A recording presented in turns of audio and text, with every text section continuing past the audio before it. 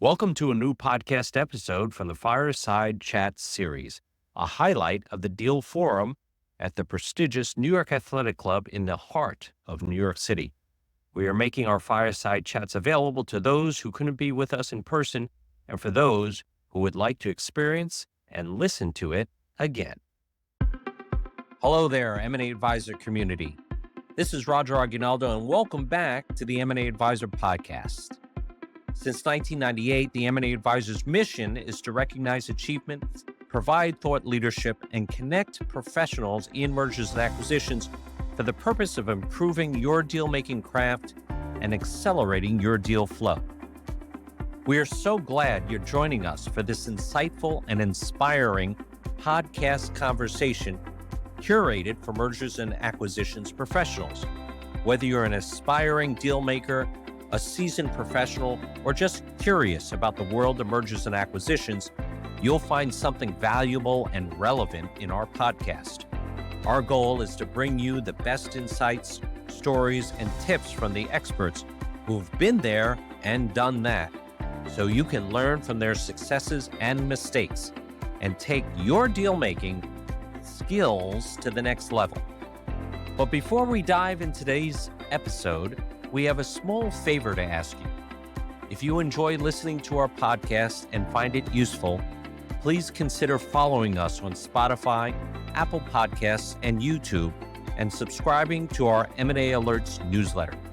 You can find the links in the description below. This will help us reach more people like you and grow our community of M&A professionals. It will also let us know that you appreciate our work and want us to keep producing more quality content for you. Plus, you'll never miss an episode, and you'll always be in the loop with the latest trends in the M&A world to improve and accelerate your deal making. So please follow us. You are the reason we do what we do, and we couldn't do it without you. And now for today's podcast. The title of our next session is Perfecting Due Diligence and Integration Pre- and Post-Closing Strategies for Seamless Mergers and Acquisitions. So to my left here is Shelby Faubion, and he is the founder and managing partner at Vector Advisory. And Michael White. Michael White is Technology Executive of Digital Transformation and Strategic M&A Leader at Alliant Insurance Services. Welcome, guys. Thank you. Thank you for having me. So let's just start with both of you telling me, how did each of you start or get involved with your firm in the M&A space in general? And in what areas of the M&A industry does your business execute services? We'll start with Shelby. Thank you. I guess I got really into the M&A space just about 7 years ago, working on a large merger of equals for Court Square Capital owned business. It was a global integration, very, very complicated, but that's what got me into the space. I was with a boutique firm at the time, later started Vector Advisory August of 2020 with the intent to really focus on smaller acquisitions. So really helping lower middle market companies in that buy and build mode with improving the outcomes for these business combinations, really helping these companies that had often never done an acquisition or a tuck-in, giving them a process, the checklists, and the confidence to facilitate a successful business combination. So that was 4 years ago when I started Vector. We're now 30 folks strong. I think we've now led about 35 post-merger integration projects, but that's a little bit about Vector and how I kind of got into the space. Quick follow-up question to that, because I love talking to entrepreneurs and finding out about their story. What was the catalyst for you to start your own firm? It was a good question. Actually, I was with a boutique firm through COVID, and honestly, they were a little bit more focused on restructuring type services. They were kind of anticipating a landslide of restructuring service needs, which really didn't happen. August of 2020, I kind of looked up and said, I've been successful in working with private equity firms and delivering this type of work through that firm, and just decided that was the time for me to start. I kind of felt like it was just as risky to stay with that firm as it was for me to start my own firm. And lo and behold, August of 2020 turned out to be kind of the perfect time to start a management consulting firm in the space. And was fortunate to get out of the gate with TriVest Equity Partners out of Coral Gables. We continue to work with that firm, and they've been a catalyst for growth for us in terms of introducing us to many independent sponsors and co-investors that they work with. The biggest successes come out of tough times. For sure, for sure. And Michael, please give us some of your background and how in the world does insurance tie into cyber technology and M&A? Sure. Alliant as you said, it's a $4 billion insurance brokerage firm, and 15 divisions, and one of the divisions is M&A. And as that group began writing cybersecurity insurance policies, they really understood that the best outcome with an insurance policy is for it not to trigger. It means there wasn't an event that caused the policy to trigger. And to do that, in order to make sure this didn't happen, they began bringing technical people into the companies to make sure that the cyber controls of the companies were at a level, and if not, help raise them to a level to ensure that those policies weren't triggering. And as those positive outcomes were beginning to realize, the private equity firm said, "Well, you've helped our companies with cyber. Can you expand that into a full due diligence offering?" And it was it's a bit of a natural expansion, because when you're looking at cybersecurity, you have to understand the systems and the data, because the cyber is protecting those two. And so expanding to look more holistically across the company at technology and data was just a natural expansion. So I want to ask you guys about leadership in post-merger integration. So when you are working on different strategies for success with clients at the different areas that you work in with them, who are you typically working alongside in those organizations, and who are the leaders top down that are working on those success strategies with you?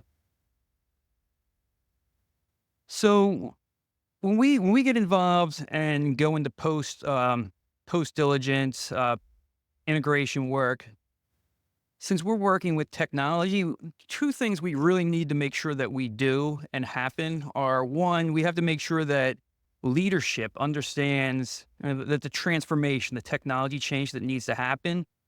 And so when we're doing the diligence, we're doing our bottom up analysis and looking at technology and cyber across the firm, we really look at the strategic decisions and actions that have really led to the gaps in those programs. And we present it from that kind of strategic point of view. We present that to leadership. But then we really need leadership to tie in the rest of the firm.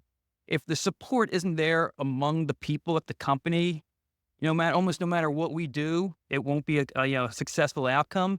People are going to be resistant to change. Change isn't always considered good. And so we really need to make sure senior management is on board, but then they make their teams on board. And that's how we become successful. When the people that we're working with, making change, bringing change to them, are on board because management's helping get on board, it's more successful. And I would echo those comments. I think really normally when we're getting brought in, we're being brought in by the private equity firm to be introduced to the portfolio company. And that's typically happening 3 to 4 weeks before an anticipated close date. At that point in time, we're normally operating directly with the CEO and the CFO and the COO to the extent that they have one in that kind of pre-closing period to get alignment on what is expected in terms of change.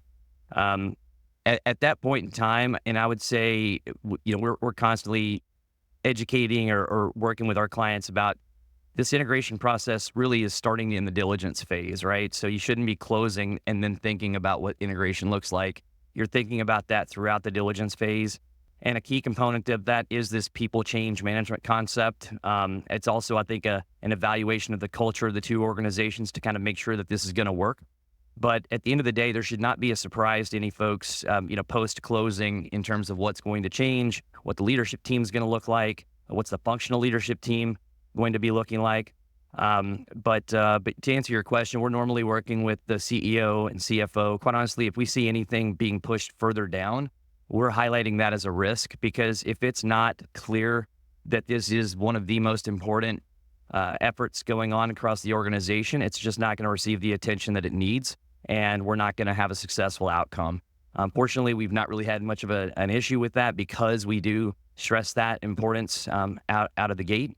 But yeah, it's very much about the tone at the top. It's very much about kind of the alignment on this is the expectation for change. This is the vision of the integrated state. This is the investment thesis, and making sure that there's complete alignment on why these two companies are going to be better together. And while everyone, I'm sure, has the best of intentions when you're going through an integration and those success strategies and planning post-merger, there are often a lot of challenges, whether it be cultural or, geographically or even time zones, teaming, like planning, all of those things. What are some of the biggest challenges during integration implementation that you often see that creates things to go wrong? Absolutely. Definitely seen, I think we've now done, I think it mentions about 65 acquisition integrations. So we've seen a variety of interesting situations that contribute to either slow or disrupted integrations. I would say. I was going to just to interject too. If you have any interesting anecdotal stories, you don't have to use names, not even clients, just things you've seen in the market, examples or anecdotes. Yeah. We love that. Absolutely. One of my first clients, actually, the CEO thought he was going to be doing everybody a favor by not giving any directional guidance regarding what the integrated state was going to look like. And that created so much stress in the system because all of the functional leaders felt like they had a leash so long that they were going to hang themselves. So, that's actually one of the areas that we work with pre-closing, is to make sure that we're defining general guidelines and expectations around systems that are going to be retained or kept. Maybe there's better practices that were identified during the diligence on the target that you want to be able to adopt. But the biggest thing is making sure what are the things that we don't want to break in the target acquisition when they come over. What are the known better practices that we want to be able to adopt? And again, having those general guidelines to provide the functional leadership with, I think is critical. You mentioned culture, and I think it's funny, when I think about culture, I always end up going back to, does the company being acquired understand that change will happen? I think that's another misstep that we've seen is when the buyer is a little nervous about telling the seller that they're going to now be reporting 3 layers down from, being the top dog, right? Surprising folks after closing is not really going to be helpful. Again, we're always working with our clients pre-closing to make sure that it's very, very clear what the leadership team looks like for the combined organization. But I think those would be kind of a couple of examples of things that tend to lead to a slow or a less than successful combination. And Mike? Yeah, and agree and echo a lot of that. And what we really try to do up front is get a governance program in place, and the governance program including senior management and that layer. You have senior management involved, and then you kind of have an execution layer below them. And then as we go through the integration, as we go through the steps, and we're changing things within the firm, that we're always working with the people in that governance team, right? And we're keeping them up to date. And any time that if we identify something where something's going, we think is off track, that we're working with that governance team, making sure they understand, and we always agree on how to write, like how do we pull this back and make sure we get the right outcome. And it is the things that are mentioned already. It's people and it's geographies. You're working with someone in Europe that has a different view of a successful outcome than someone else, and it can be geographic, it can be a lot of things. But for us, it's putting that structure in place where you're working. It's blessed by senior management. You have an execution team at the company you're working with, and you can all work together to that outcome. I would just add to that yes, when we're working more holistically across kind of all of the functional areas and kind of establishing this governance structure over, again, that's critical. So that starts with that executive steering committee, which often has participation by the private equity sponsors. We also have an integration management office, which has representation from both companies. You want to make sure that the target or the acquired company has representation there so that they can keep a finger on the pulse of that organization to be able to bring any issues or concerns up, so that, again, the whole goal of this thing is to make sure that there's no surprises throughout and that we've got alignment throughout. Also, as we talk about kind of change, very quickly, we're trying to create this alignment on what is the integrated state for each functional area. Do we plan to get everybody onto a single ERP platform, or do we not really care about that? Do we not want to make that type of investment? It's basically define what does finished look like for each of the integration, for each of the functions. getting all of the functional leaders aligned with that as well as the leadership team. And then once you have that alignment, then it's about building that detailed plan that then facilitates the accountability and measurement of the progress towards those goals throughout. But yeah, so much of this is about people alignment, people change. That's why we also spend a ton of time with a communication plan. We think it's important. In fact, I know one of the earlier speakers was talking about there's been a lot more roll-up activity in services and kind of people-based companies. So we agree and see that in most cases, the big value through these acquisitions is in the people. So we've got FAQs delivered for day one. We've got, town hall presentations. We've got all of these different tools to kind of make sure that we have momentum for the integration, and we have a process to keep everybody calm. Because, I think all too often people, believe that, oh my gosh, we just had this acquisition. Everybody here is going to get fired. It's all about cost synergies. So again, we're just trying to stabilize and kind of keep everybody aligned. And again, going back to what I said before, which is make sure that everybody across the organization understands why these companies are better together, why this transaction was being done, why this actually improves their opportunities within this combined organization. Again, so that you try to minimize that voluntary turnover as much as possible. Mike, do you have any anecdotes around any client or non-client case studies in terms of technology and digital transformation? It's the one thing I Good or bad? you get people are very invested, especially when you're working with proprietary technology. As we work with firms that have built proprietary technology, the technology teams have a huge investment in that, and they want to see that their efforts that they put in, persist within the new company or within the merged company. And where we see things, so we put a lot of effort into, working with the teams, because oftentimes the buyer wants to, create some synergies, of purchase synergies. And so oftentimes it's a struggle with us to make sure if we find something that's really of value at the company being purchased, is to really, is to work with the buyer and say, here is some great asset, that you have overlooked that you're buying. But then the opposite can happen where the asset isn't that great. And then we kind of have to have that identified even within the target company so that, when we make that recommendation, there's not really going to be a surprise at that point. Mm-hmm. And that's a hard Sometimes thing to do. uncomfortable, I would imagine. So I believe both of your firms focus in the lower middle market space. What are some of the changes that you've seen in lower middle market in the past year? And do you expect these trends to continue? I think over the last couple of years, I think with the increase in the cost of capital, we've tended to see bigger firms that normally invest in, let's say, companies that are north of $100 million in revenue. We've seen them dip a little bit lower into smaller companies. And I think as a result, we've seen an uptick in demand for services around the office of the CFO to help, provide a lot more support in getting these finance and accounting organizations to a point where they can actually scale. I think kind of the other, trend that I feel like we've seen is just a lot more activity of add-ons versus platform acquisitions. And so, I think in terms of, trends and expectations kind of continuing, I think that the add-on activity is absolutely going to continue. I mean, there's just so many, great stories about, these valuation multiples arbitrage through M&A. So I think that's going to continue. But I think, certainly with the optimism about 2025, I think we're expecting to see a lot more platform acquisitions in addition to a continuation of add-on activity.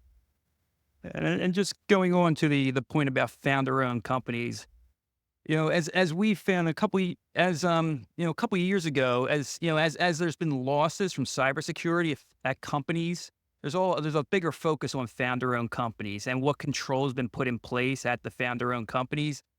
And years ago, we were working with deal teams and talking about cybersecurity and what problems could be there. It was almost as if it was just check the box, get this done. But the losses have created a point to where they are now.